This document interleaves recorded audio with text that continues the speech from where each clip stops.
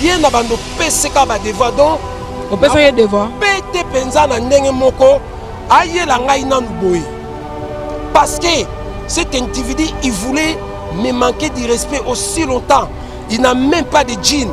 Na ebité soko mona beaucoup tala na ye azala kana jean te azala ba costume c'est là azana ba sandal te ba mapapa te ba accessoire tanga montre na la petit sein tanga kaka na tanga s'il vous plaît ouais donc bilambo ye na pc sous devoir aya la kisanga bilambo pour na ko péter donc pour déjà na ba yoji na ko péter na 20 secondes 20 secondes na ba yoji ya minene moi jamais mais na ko péter na ba classique na ko péter na ba jean na ko péter na ba accessoire pour azwa leçon parce que cet individu c'est lui-même en plus tel individu mobimba ne tu aux 8 ans na ye to sola tel individu mobimba na vie na ye alingi kaka ko créer ba problème oyebi ke biso tout ozaka ba groupe moko tozaka ba groupe moko c'est ça le problème les gens se posent des questions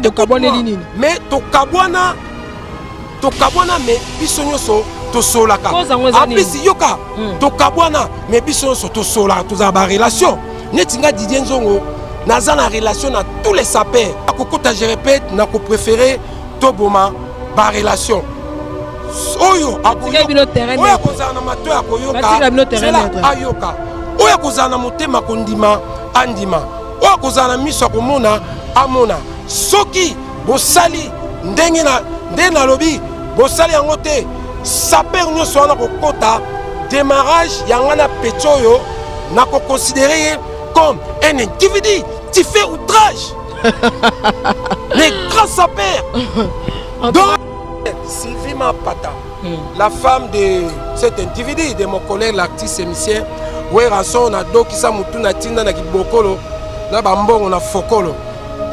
Moi la rani. En fait je voulais savoir parce que. Et si na loba na ngai. Bon, c'est là toboya. Et ça bana ya cet individu te batu basalanga mabe. Nazarana problème na cet individu. C'est quoi le mais problème? Nazoya moi si na été ba na été. Yango na répété sous soki na lobaka mabe à ce qui concerne famille na ye moi si na ye ba na ye ngana mikitisi na ngai na sengi bolimbisi na famille na ye na moi si na ye na ba na ye mais attention ko kansate soki na sengi bolimbisi wana dossier sili na sengi bolimbisi mais cet individu il est toujours parmi deuxième individu. Non, à premier individu on a loba na kosombela ye place na cimetière soki a réglé nangate quand na lobby na za ba relation makasi na faire rigola na héritier to comment neti moi famille soki ake ko luka makambo na ye na ba musicien est-ce que ça problème nanga c'est juste que moi je suis pas là-bas moi je travaille en tant qu'artiste okay. Quel que soit l'artiste bango to ba fait vérité bango to na soutenaka soki au bungi na public il y a pas d'amis voilà nako démarrer mais on travaille 50-50 toi ça qui dit là pourquoi la libre interview na sala na kota na vie privée na été na kota na vie familiale na été et ça va démarrage na ndenge ya ba artiste si ko na minute yozo côté la ferré trésor ngana zo côté la fali apeso pe ultimatum alobi ko finga so fali fali pourquoi aujourd'hui donnons le baka bango tout c'est des gens soki non yoka c'est des gens soko zo luka faire na ye petit c'est il faut en avoir argument na ba preuve na ba raison parce que baza protéger c'est preuve ezanini cet individu ezana okaka ba démarrage dans le cadre de na lobaki kapamba bola muto mofinga ndenge ba mankaki Sœur Nabiso Akenda, que son âme appelle la défaite. Loris la congolaise. Voilà. Que yem tamomaki. Ba zanga ko l'accès bolingo na ba soutien azaka ko sela bango comprendre. Na za na libanda mboka na za penza apena peshimate. Ozui pena likambu na rendre visite na yete. Après na ye na pesiombo. Orozwati. Ozui. Sikoyo question na ngezabo. Soko zui likambu na mutoyo alandi yo apesi eloko te na muto alandaki yo te aya apesi yo fokolo donc mbongo s'il vous plaît yebisanga parmi les deux là mutu nini oyo kozwa considération a démarrer il faut ba raison ezala soka démarrer honnête na ben politesse yo pozo c'est na ben politesse c'est pour cela nazolo bango vraiment na micro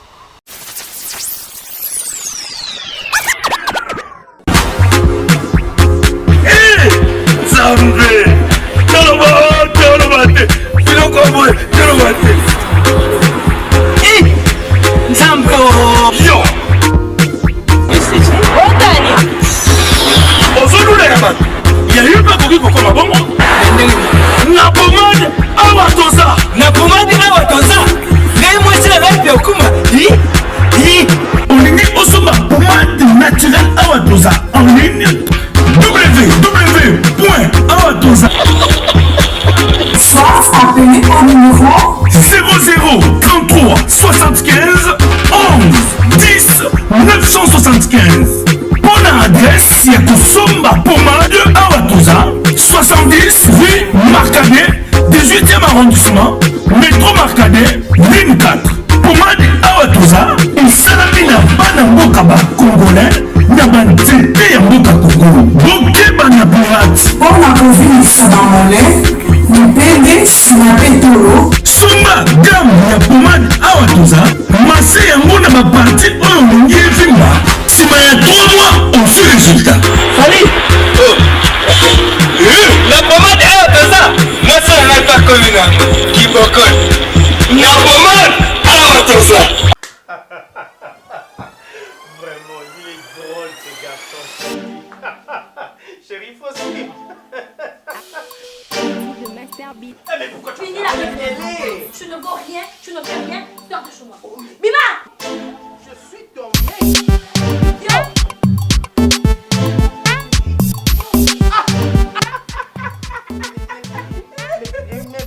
Mais pourquoi vous rigolez? Mais pas que je t'avais demandé de partir. Qu'est-ce que tu fais ici? Qu'est-ce que tu fais ici? Chérie, hier tu disais, tu donnais des éloges. Mais c'est toi qui as fini toutes mes forces, chérie. Allez, je suis là. Tu ne vaux rien. Je vous envie. Je vous envie. Mon amour. Chérie. Oh, mon ami. Voisin. Voisin. Voisin. Voisin. Mais voisin, entre nous soit dit, mais nyonso na mona kuna mwasi na yo ya munene bolekaka pourtant yo za nzoto mike, excusez-moi, bolekaka toujours en harmonie, boza koseka menga mwasi na nga quelque soit munene na nga awuti kobenga na ngai libanda. Je sais pas, c'est quoi ton secret? Mon secret n'est pas vraiment un secret. C'est un secret de Polichelek. Contrôle technique. Oh, contrôle technique. Contrôle technique. Oh, bah tiens, na mituka yango. Contrôle technique fait à base de plantes naturelles, moringa, tangawizi et aloe vera. Contrôle technique et bongisi libala na biso.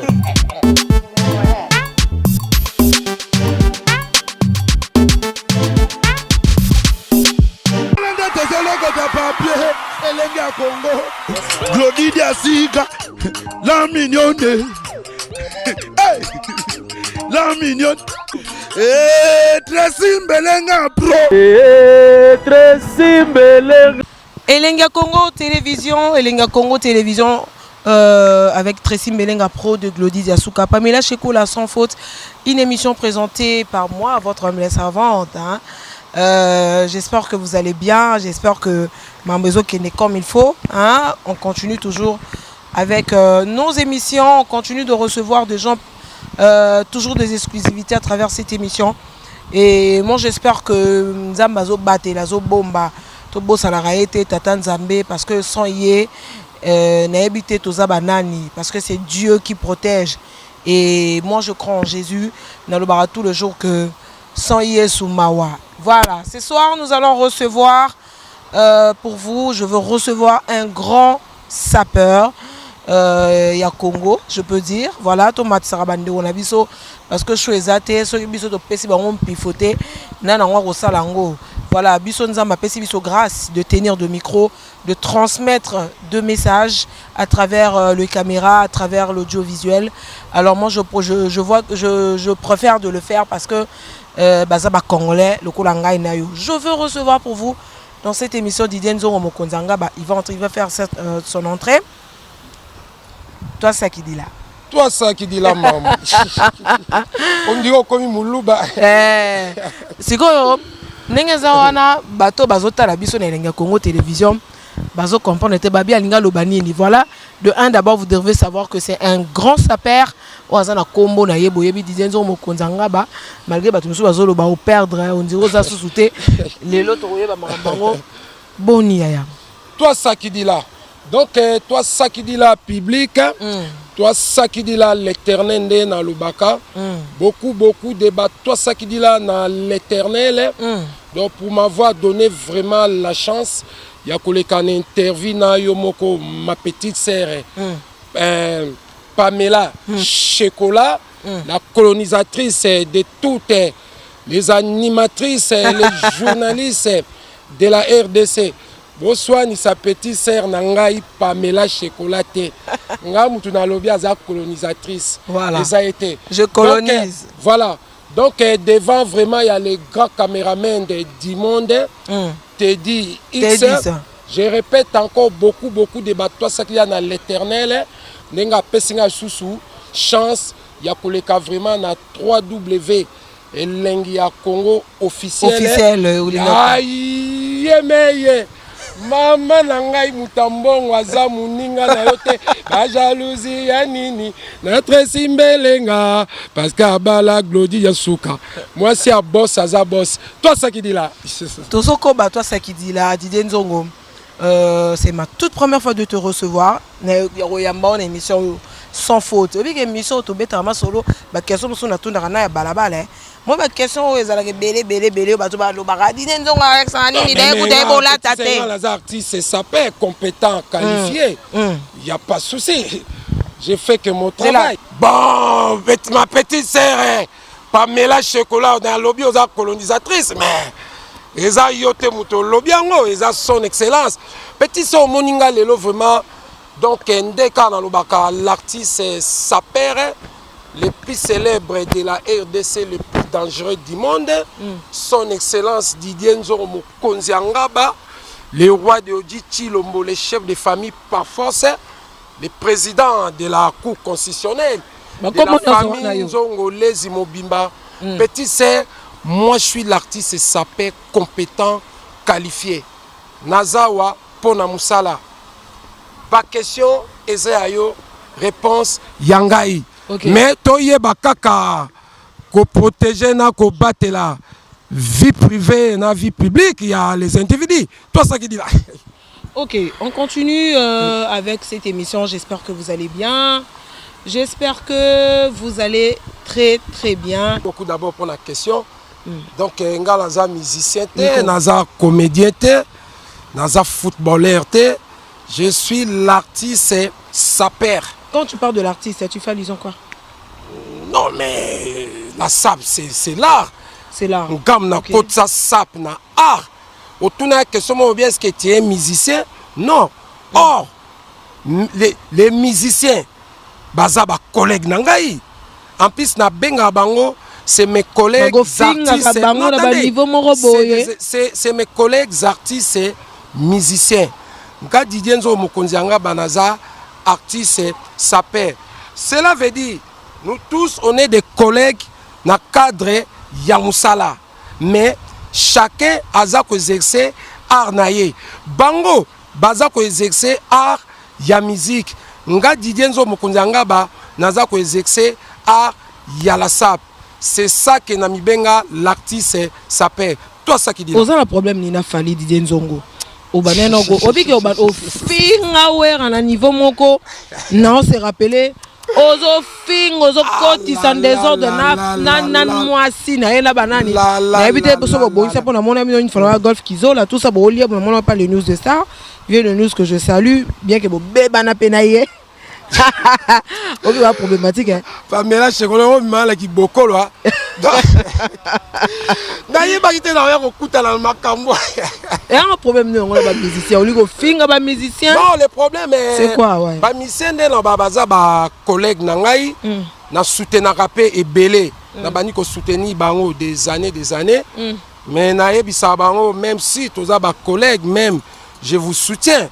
Mais soko bungi au sali gaf na public au ba sa rapport biso na bango tozala ko pesa biso so fallait sali gaf ya petit sec ouais public ko pesa biso moi ba fokolo ben individu na c'est là mbongo teleki nanga les individus ba collègues nanga ba artistes et musiciens ba profita kutu na l'argent public ba somba banda kwa minene mituka minene donc yango na ligne na tour yo qui la paix ça peut récupérer ba fokolo na voilà donc na yana nous na likamboloba qui a cet individu de mon collègue l'artiste musicien ou bien individu déjà mais c'est un individu comment ça mais petit c'est nanga Pamela Chekola tu as fait tes études quand même tu as fait des études est-ce que les mots individu c'est une site bah monsieur balinga bongo individu c'est individu ça veut dire quoi un individu c'est quelqu'un qui est innocent non mais c'est pas quelqu'un considéré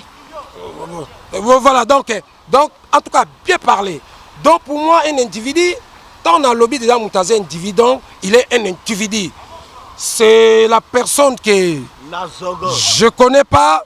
Merci public. Je suis sénégalais comme les Congolais. Nous tous on est des Africains. Merci beaucoup. Toi ça qui dit là. Merci. Je veux dire bonjour. Merci mon à ma soeur, mamie et mes nièces. Voilà. Qu'Allah vous bénisse, vous protège. Voilà. Merci. Et mon petit protégé, Farel. Merci beaucoup. Radio Congolais. Ok, Nabiso bien. Ok, bien. T'as dit, j'espère qu'on continue là. Ouais. Donc, pour moi, un individu, d'abord, c'est un individu, on s'appelle individu. Mais un individu, pour moi, c'est pas une site. Donc, c'est un individu que je connais pas son identité, qui est un individu qui m'a escroqué. Qui ça a été escroqué? Donc, toute personne, par exemple, a quoi qu'on escroqué, si on a escroqué, qu'on manque un respect, c'est un individu. Il y a un expliqué au Likambouya. C'est le problème, il y a un fallu les animaux. Fingé tout, la bas émission. En faisant un awera, est-ce que le public paye baka? Ouais. Voilà, cet individu, tous a un problème. Azalaka toujours na liste. Il y a les individus, on a eu que ça. À tout moment. Mais excusez-moi, il y a une zone qui est très importante dès le début. Le lobby, la guerre est qui au côté qui n'a pas vie privée, na moi si na ye.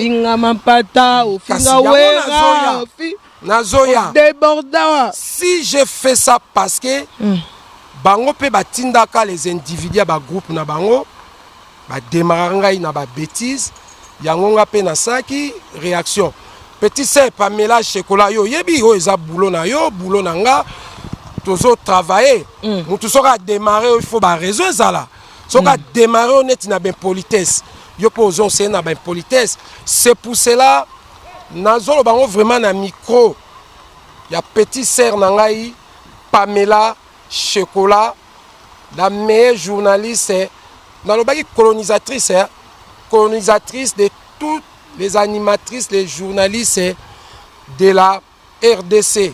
Na 3W. Merci. Elengi, Yakongo, TV, na Bakisi, officiel. Ya Yemeye, les boss, Tracy Mbelenga, Motema, ya Glodia, ya Glody Diasuka. Motema, Glody Diasuka. Je demande vraiment beaucoup des excuses. Na maman pasteur. Na femme ya on reconnaître ma sala qui c'est bien na vie faut ba réciter zalaka béchek et zalaka oyi ba rapé ko limbisa ko senga beski c'est très important pourquoi nazo senga bo limbisi na maman pasteur parce que c'est pas maman pasteur qu'elle m'avait escroqué c'est pas les enfants de cet individu de mon collègue l'artiste MC Weranson. Dans les émissions tu viens nous embrouiller tu nous embrouilles Natinda. Non mais tu nous embrouilles là. On est dans... Non mais tu nous embrouilles là. En présence des émissions.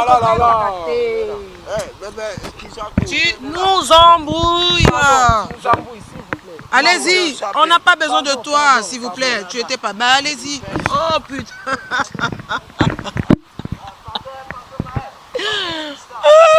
Viens, toi ça l'émission, toi en direct. C'est individu en direct. Mais te dis 10, la routine n'a qui beaucoup.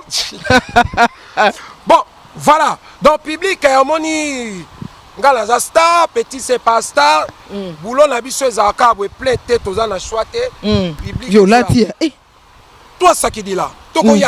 Donc, au moni, faut que tu récit, tu chèque parce que na bungate.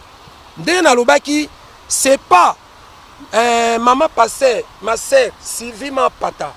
La femme de cet individu, de mon collègue, l'artiste émissien, où est rançon, on a deux qui sont na tina na kibokolo, na bambon, on a fokolo. Yem testo. En fait, je voulais savoir parce que. Et si na loba nangai. Bon, zela togoya. Eza bana ya cet individu te batu basalanga mabe. Nazarana problème na cet individu. C'est quoi le mais, problème? Mais nazoya moi si na été, ba na été. Yango na répété sous soki na lobaka mabe.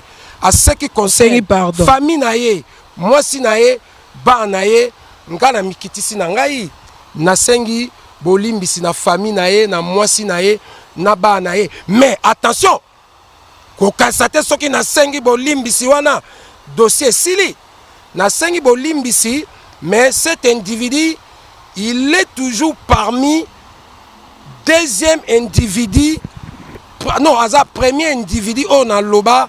Na kosombela ye place na cimetière soki a réglé nangate. Bon, combien? Toi ça qui dit là. Bon, combien vie? Bon, et si na loba mais na sali le nécessaire. Ba personne dans eza combien to batati. Non, petit sœur omoni Pamela Chekolanga nga leo bia Didier Nzongo. Ezara mbongo na libanga. Zela. Na koma penda do naza kutu saper mais naza artiste saper. J'ai des relations avec des hommes politiques, j'ai des relations avec des entrepreneurs. Des chefs des entreprises, tant de to kutenboy. Na uti rendez-vous moko important. Tant ndenge na lati petite sœur. Violati ndeni expliquer biso. To so la penda. Obala. Obala. Bon, teto landa vie privée tenga moko na komo bébé ça. Bien ngane na tout dans ma question. Ngane na tout to ça netike. Pamela Chocolat penda abala na été. To yeba été to kuté penda na nzela. Cet individu au tangi soi-disant Aza Saper, c'est moi. Peut-être Aza soi-disant Saper, ce qui y a Babilama. Attendez, pour moi c'est pas un Saper. Patrick Meka, que je salue mon vieux. Message. Je demande à tous mes frères, collègues, Yaba Saper, Binotou.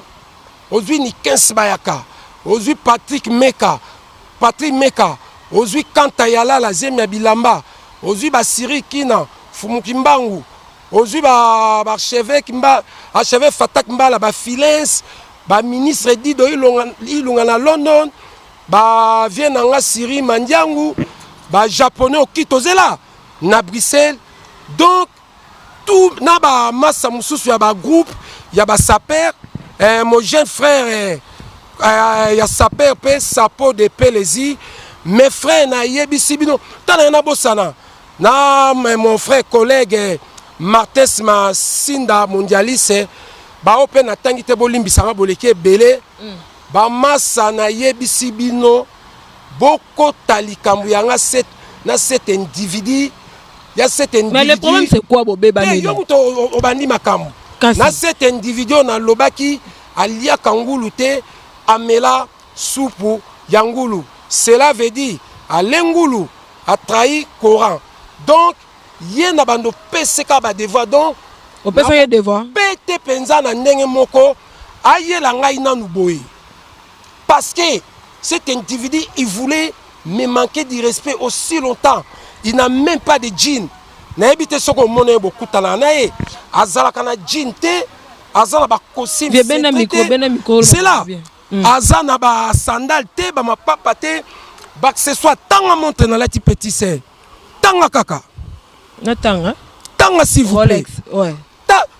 Donc bilambo ye na pesi sous devoir aya la kisanga bilambo pour na ko bête. Donc pour déjà na bayoji na ko bête na 20 secondes. 20 secondes na bayoji. Ya minene. Moi jamais. Mais na ko bête na ba classique, na ko bête na ba jean, na ko bête na ba accessoire pour azwa leçon parce que cet individu c'est lui-même. En plus, tel individu mobimba, net yozu tanae tosola. Tel individu mobimba, na vie nae alingi kaka ko créer ba problème. Oyebi ke biso tout tozaka ba groupe moko. Tozaka ba groupe moko. C'est ça le problème, parce que les gens se posent des questions, bo kabone nini. Mais to kabwana mais biso nyoso tosolaka. En plus yoka to kabwana mais biso nyoso tosola toza ba relation. Netinga Didier Nzongo naza na relation na tous les sapeurs. Mais bazaka na ba groupe na bango mona to kuta na ba staff ngala zo sola na groupe bango ba lobana te non so bango c'est comme ça. Voilà. Donc je vais lui montrer que oh eza Lyon-té. Soki a utaka na Lyon aya Paris pour troubler ordre public là où Paris balobaka la capitale de la mode. Oh biso ba star miné ba artiste sapeur donc dès qu'on ba Didier Nzongo mo konzianga ba les rois de Odi Chilombo les chefs de famille de la cour constitutionnelle de la famille Nzongo les Zimomba na ko zongisa ye na Lyon donc il y a personne devant abiko finga fali c'est là tokoya yango na lobi ba massa na yebisi bino déjà ngala bino tozaka na ba relation makambo ba groupe na bino ça ne me regarde pas. Oyo akokota démarrage oyo de nazo na ko démarrer cet individu na bilamba oyo akokota je répète na ko préférer toboma ba relation oyo akoza na mato akoyoka c'est là ayoka oyo akoza na motema kondima andima oyo akoza na miso akomona amona soki bosali ndenge na lobi bosali yango te saper nyonso wana kokota démarrage yangana petioyo na ko considérer comme un individu qui fait outrage les grands sapeurs donc na kotinde na kibokolo mais il faut zala mayele ya kozala na nzimbu na fokolo toi ça qui dit là mais bino be ba saper nazolo ba Didier Nzongo ba saper bolingi bilamba ndaku te lamba oui mais est-ce que bilamba on peut que non sommes plus on a ba musicien soko linga sombela ma boy n'est pas chinois koti ba Turquie et tout à snapper bon on a quelqu'un somba mais ce que ba bilamba na minute zo comprendre te saka ke bolati na somba ki olate lamba cher moi na palette atana ki wana otoni mo système na poto pe na ba pipe déjà na nous ya rapasi chez ba momi alors on a préféré aux la sapeur aux appels sapeur complet. Voilà une bonne question. Mais kasi yango ndenge na yebisaki yo pour ozala sapeur complet il faut zala artiste. Est-ce que au solana ba massa ba sapeur peut bossa ba on a interview s'il vous plaît tout na bango. Est-ce que bazaka ba sapeur ou ba artiste sapeur? Parce que bango so ba sapeur nga za artiste. Petit c'est na la maman na raison nga batu bakabela nga ba mituka ba na lobi ba balai ba nini tout ça. Mais tant na lobi na artiste sapeur il faut na za la complet. Il faut na ba venir. Yo za nango. Petit c'est jamais parce que je sais dans ma tête dans 10 ans 15 ans 20 ans ce qui nzamba pesenga vie moulaï je vais me fatiguer ma sœur na ko se fatiguer ngala loba kutu te kende ba misuba lobaka ndenge ba idéologie ya ba kulutu na biso oyo ba kenda neti cerveau nyakos na kulutu na ngai pe oya kenda Papa Wemba mon collègue l'artiste musicien sapeur Papa Wemba kenda que son âme repose en paix. Mais Papa Wemba valida masanga individu zo ba trésor ngando. Ba biso conseil à mabe. Mais yo ba Wemba yo te Papa Wemba ba Wemba evi. Na lobi non petit sœur. Mais na lobi ngai tous mes collègues artistes émissés de la RDC na o ba kufa na o baza vie. Na o toza bien te bango tout ba dédicacaka nga. tout le monde. Mais j'ai pas le temps, il y a commis ça parce que j'ai fait déjà les noms. Nazo protégé, nazo ngana un petit c'est Pamela chocolat. Na protéger moi loko nzambe hein. Après singa évolution. Mais bino pe na musana bino. Faut pas évolution ezalaka. Vrai ou faux? Parce que les loyo ça boulot. Moi de ma part, ce que évolution ezate et loko ezokotate ba amélioration ezate. Pour moi ça sert à rien. Ouais. Voilà. Donc nzambe apesinga moi chance wana parce que nga déjà public nanga. Ezaka bino basi ba maman, mibali ba couple bana. Je parle aussi de la politique. Tala siko lelo parce que moi-même il y a ba sapo na profiter ka pour tuninga mais c'est pas vraiment mon truc. Et que potenge lotenga sa petit c'est futanga et memanga Brazzaville. Na kati na Kisasa na l'année une journée tozongi Brazzaville to ça 2 semaines na zongia et sap kakoyo et pesanga relation na ba homme d'affaires kaka na sapo ba kabanga yo yebisanga sikoyo siko netinga dizenzo na bando yebiso montre yo 20 000 verso 10 000 sapato ya krokoyo 30 000 mais na dokimutu nazo manqué public ba kabelanga respect ya ba onda pesanga yo mais naza artiste na kolia na musalo yo OK na sala ka musala nanga o na sala na mboko yo c'est l'argent familial OK ya on a futa ka bandaku bana mwasi ko occupé vie familiale mais musa deuxième musa na ngai oyo ba pib nanga na sala ka na bandeko nango ba kabela ka ngai ba relation na ba bien nanga na za nango na Afrique na baxi na sombi bilamba mais na resomba pe lamba te pona pouver mutu OK parce que elamba ngande muna ko diriger lamba et lamba et ko diriger ngate toi ça qui dit là. OK, on continue mais nous arrivons tozo kene muke na fin émission na biso na suka émission parce que bokozwa en tout cas à Liroyo tokobano ya madide nzongo mingi na émission sauf rien mais il faut to sola pe ba vie familiale. Voilà. Siko vie et pesa no de vie familiale neti nini par exemple. Ba vie peneti toko soape neti biso pe le ba saper. Il faut te éduquer pe masse. Petit somoninga na bango. Tozo kene na suka, tosi to koli na makambo yo. Mais yo nozo beba na batu to ko finga ba musicien, siko yo na fali problème ezani, ozo finga fali. Ba makambo okute sina lobaki yango. Voilà. Cet individu naza ko finga été parce que moni petit sena Pamela chocolat ko finga eza délire.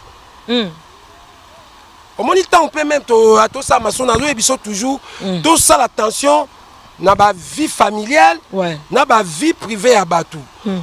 Les individus là, tous les individus là de mes collègues artistes et musiciens et oh na no tanginga nani cet individu Fali Poupa ozui donc non baka bango tout c'est des gens soki non yoka c'est des gens ce qu'on veut faire na ye petit c'est il faut un argument na ba preuve na ba raison parce que bazar protégé. Tu preuve ezanini. Cet individu est en kaka ba démarrage dans le cadre de Nalobaki. Kapamba bola mukana finga. Ndenge ba manka ki ser na biso akenda que son âme appelle la défunte Loris la congolaise. Voilà. Que yem tamomaki. Kaka ba zanga ko l'accès bolingo na ba soutien azaka ko sala bango comprendre. Bolingo aka tellement ya zanga ki ko sala ngo et pas moi na moi suana yango matina mbongo ti ba pese na mona fego Alexis image na le news akeno pesa akeno fego akeno pesa Michikeva je crois c'était 2 000 € comme ça ba pesa na famille c'était ça. Bon petit selanga Pamela chocolat na répondre na retour question s'il vous plaît. Ouais vas-y. Tout à kozwa likambo ndeto sala kabo. Ouais. Muto alobaka zwa likambo to kozwa likambo ta azate. Juste une question s'il vous plaît. Lelo ça peut arriver na souhaité ozwi likambo bami ba proche atanga vieno Didier Nzongo lobana za na libanda mboka na za penza apena peshimate ozwi pena likambo na rendre visite te na yete après na ye na pesi mbongo ozwati ozwi sikoyo question na ngeza boye soko ozwi likambo na mutoyo alandi yo apesi eloko te na muto alandaki yo te aye apesi yo fokolo donc mbongo s'il vous plaît yebisanga parmi les deux là mutu nini oyo kozwa considération mutu alandi yo apesi eloko te mais à soutenir yo pendant moralement physiquement mais mutu moko a soutenir yo te moralement physiquement ta yete apesi yo fokola pi mbongo sikoyo entre les deux mutu ni pendant aux années na cœur te mutu alandi ngai toi ça qui dit la réponse ouais mais mutu na mutu ça ndenge na ye a contribuer peut-être par rapport à ma temps wana ndenge makambo bimaki que non parce que abeta ki Bercy peut-être il s'est retiré mais il a quand même contribué. Moi je pense pas y a un euro ça au salango comme ça un problème na profitaki parce que démarrer trop l'émission à collègue nanga mon confrère Kelly c'est comme ça pour nos artistes neti pe na revanda boy na vanda kit si j'ai zaté pas a petit sœur nanga pe Pamela chocolat pe il faut pas bilembo tikala betana vienne Didier Nzongo na eu chance donc nga na profitaki na faille wana ya salaki pour epesa les individus muso ba collègue nanga ba artiste musicien wana ba tikali ba répéter bere wana te OK dans le sens wana soko landi be interview na sala na kota na vie privée na été na kota na vie familiale na été et ça ba démarrage na ndenge ya ba artiste siko na minute yozo côté la ferré trésor ngana zo côté la fali apeso pe ultimatum alobi ko finga so falité petite sœur ouais na expliqué que makambo moni ngai nazali artiste mais j'ai des relations avec mes collègues artistes et musiciens mais nazana des relations makasi na mon collègue l'artiste et musicien héritier Watanabe Gogan Makom Motonatembe les boss live mais c'est l'ambassadeur suprême nazasu na relation Yamakasi na mon collègue l'artiste et musicien Ferregola Jésus des Nuances les monuments de la rumba congolaise congolais de la RDC les padres les colonisateurs les rois d'acoustique nazaka na ba relation na bango nazape na ba relation na bango ba mise belé mais na yebisaka bango toza na ba relation na lobe kutu ba makambo toza en relation mais ngala za porte parole na binoté eza juste des relations soko bungi na redémarrer yo bon non tout nous exemple ngane na lobia na za ba relation makasi na faire rigolo na héritier to comment neti moi famille soki ake ko luka makambo na ye na ba musicien est-ce que ça problème nanga c'est juste que moi je suis pas là-bas moi je travaille en tant qu'artiste OK quel que soit l'artiste bango to ba fait vérité bango to na soutenaka soki au bungi na public il y a pas d'amis voilà nako démarrer mais au travail 50-50. Ça qui dit là. Nous sommes arrivés à la fin de cette émission. Je vais laisser le temps à Didier Nzongo, il va s'exprimer. Moi, je m'arrête par là. J'espère que vous étiez contents. Vous avez bien suivi cette émission qui est présentée par moi, votre humble servante Pamela Chocolaté, 10 derrière le caméra. Lenga Congo Télévision continue avec Sofria. C'est une très belle émission que les gens m'appellent, ils donnent leur suggestion et ils me félicitent par rapport à ce que je fais comme travail. Voilà, c'est vraiment un devoir. Hein. Donc il faut qu'au sala comme il faut dans le tout le temps que je ne suis pas une parvenue. Moi, je laisse le micro à Didier Nzongo. Il va parler, il va s'exprimer, il va dire ce qu'il veut. Je salue, je dis bonjour, je dis bonjour à tout le monde. Voilà, je ne cite pas de nom parce que Nabi que Batoubaza est tellement belle. Nabi que vous remarquez, mais il a boire raté pour la ligne pénale moi boire raté dans les bancs en bon. Donc sur le pacing en bon on a boire qui. Sans focol le bilan revient dans Didier Nzongo mon boulot. Mais une dédicace à ma sœur. Babi Mifika Bello, de gros bisous à vous tous. Babi Martin, de gros bisous à toi. Tout le monde, Cynthia Wado plus que star, Nata Simalo, ma cousine, je vous aime beaucoup. Voilà, je laisse le micro, je laisse le plateau à Didier Nzongo Mokonzangaba. Vieux, PC là quoi. Donc beaucoup de débat. Toi ça qui dit là dans l'éternel, dengue petit sœur nangai. Pamela Chocolat, la meilleure journaliste et la colonisatrice de toutes les journalistes de la RDC. Dans 3W, Lengia Congo TV officiel.